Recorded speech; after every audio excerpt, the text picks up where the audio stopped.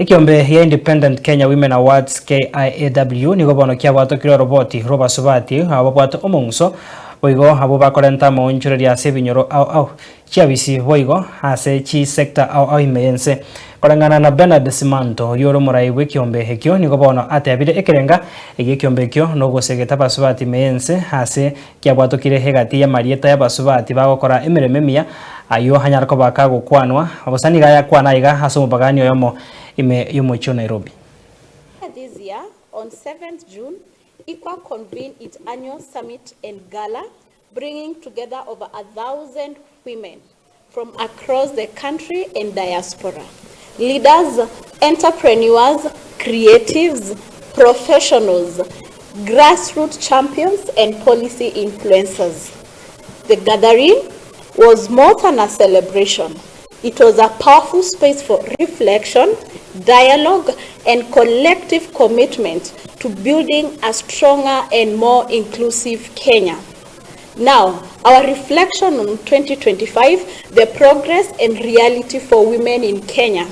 As we close 2025, it is important to speak honestly about what this year was meant for women and to women in Kenya.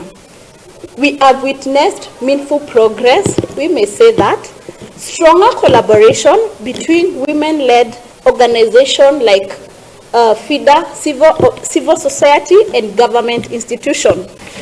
Okay, the IKWA Top 100 Women of Influence in Kenya 2025, tumesema it's 100 stories, one nation, endless inspiration, whereby we have our First Lady, Mama Rachel Ruto, anongoza the list, followed by Honorable Cecil Mbarire, the Governor Embu County, Honorable Gladys Wanga, Governor Homa Bay.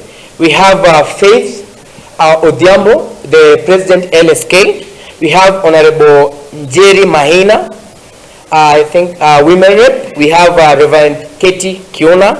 We have number 7, Faith Kipiegon. We have Honorable Gadon Wamshomba. We have Pastor Dorcas Rigathi. I am deeply aware of the urgent need to create safe spaces for women and girls across Kenya.